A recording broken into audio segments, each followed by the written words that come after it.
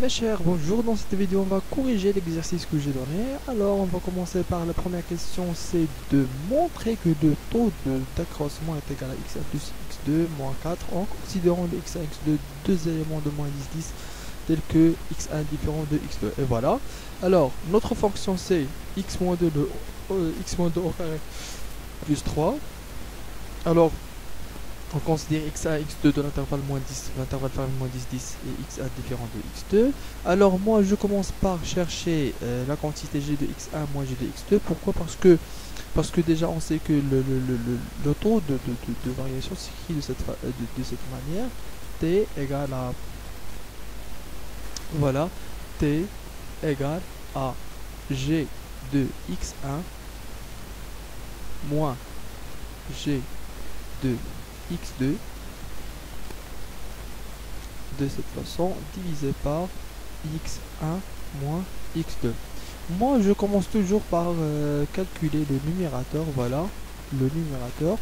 Et puis après que je trouve le numérateur en fonction de produit du dénominateur fois quelque chose, je divise sur le dénominateur et je trouve facilement la quantité cherchée, c'est T, c'est G de x1 moins G de x2 sur x1 moins x2. Donc suivez avec moi pour bien comprendre la méthode avec laquelle je calcule. Donc je commence par calculer G de x1 moins G de x2. Je remplace G de x1 avec sa formule explicite en remplaçant le x avec x1 comme ça, et puis G de x2 de la même manière.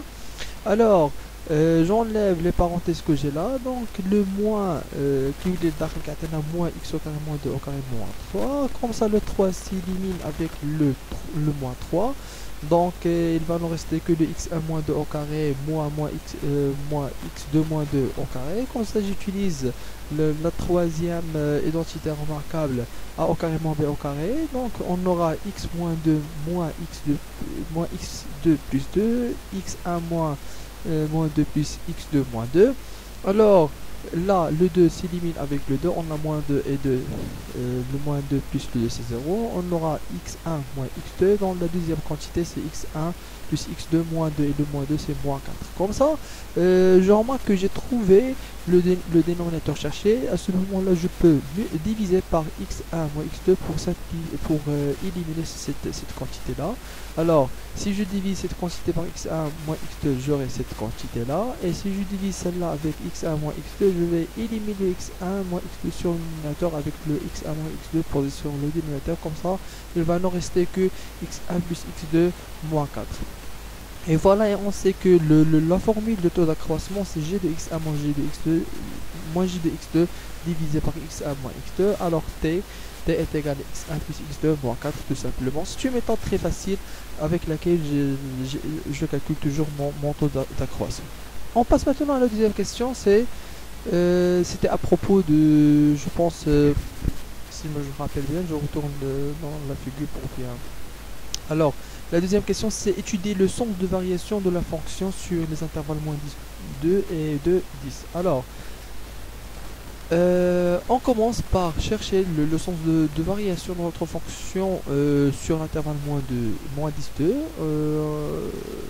en choisissant x1 et x2 dans cet intervalle, tel que ces deux éléments sont différents. Et voilà. Alors, puisque x1 et x2 appartiennent à moins 10, 2, alors x1 il est inférieur à 2, x2 inférieur à 2. Alors la somme des deux, alors là il y a une petite faute de frappe, x1 inférieur égal à 2 et x2, là je dois écrire 2, x2 inférieur ou égal à 2. Je continue, c'est ensemble des deux inégalités, on aura x1 plus x2 inférieur à 2 plus 2 c'est 4. Puis, puisque x1 différent de x2, l'inégalité est stricte. Pourquoi? Parce que n'importe quel deux nombres dans l'intervalle fermé moins de 2, s'ils sont inférieurs ou égal à 2, la somme ديالهم شكون اللي كيخلي انهم يساويو 4 هو انهم كيكون x1 est égal à 2 x2 est égal à 2. Donc le cas فين كيكونوا égaux حنا sont différents, donc automatiquement l'inégalité est stricte. Et voilà, on peut dire que en retranchant le 4 des deux côtés, on aura x1 plus x2 moins 4 à gauche et à droite 0. Comme ça, on a trouvé le taux d'accroissement t. On remplace cette quantité avec t, on aura t strictement inférieur ou égal à 0. Comme ça, puisque t est strictement inférieur ou égal à 0, alors f est une fonction qui est strictement décroissante sur moins 10, 2. Alors, on va reprendre la même méthode dans l'intervalle de 10, tel que x1 est différent de x2. Les deux nombres sont supérieurs ou égal à 2 parce que appartiennent à l'intervalle permis de 10. Comme ça, la somme des deux inégalités est supérieure ou égale à 4. Et puisque x1 est différent de x2, automatiquement l'inégalité est stricte. علاش لانه فوقاش كيكون هاد لا سوم هادي كتساوي 4 هي كيكون x1 كتساوي 2 x2 كتساوي 2 مزيان. هي فاش كتكون كتساوي 4 الوغ كو حنا خدينا x1 ديفيرون دو x2 اوتوماتيكمون لينيغاليتي كتولي لا ستريكت يعني جامي لا سوم ديالهم يكون كيساوي 2. Alors quand c'est x1 plus x2 est strictement supérieur à 4, en retranchant le moins 4 des deux côtés on aura x1 plus x2 moins 4 strictement supérieur à 0. En remplaçant cette quantité, c'est là on sait que t est égal à x1 plus x2 moins 4, t est égal à x1 plus x2 moins 4, on va remplacer cette quantité avec t, comme ça on aura t strictement supérieur à 0, automatiquement d'après la propriété qu'on a déjà vue, alors f est strictement croissante sur l'intervalle fermé de 10. Et voilà, donc comme ça on a discuté, ou bien on a étudié la monotonie ou bien le sens de variation de notre fonction f sur l'intervalle fermé moins 10, 10. Comme ça, elle est strictement décroissante sur moins 10, 2 et strictement croissante sur 2, 10. Maintenant, la troisième question, c'est une juste récapitulation de ce qu'on a fait. Donc, on a trouvé que notre fonction g de x décroissante sur moins sur... Ah, désolé, là, il y a une faute. Je dois écrire moins 10. Là, j'écris moins 10 et là, 10. Parce que l'intervalle où on a travaillé avec, c'est moins 10, 10. Voilà. On a trouvé que notre fonction elle est décroissante sur moins 10, 2 et croissante sur 2, 10. Donc je fais une flèche qui décroît vers le bas, une flèche qui croît vers le haut. Comme ça, je signifie que la fonction elle est décroissante sur moins 10, 2 et de 10. Le tableau de variation est très facile et je calcule l'image de 2. L'image de 2 c'est 3, f de 2 c'est égal à 3, elle est facile à calculer. Alors je passe, voilà, g de 2 est égal à 3.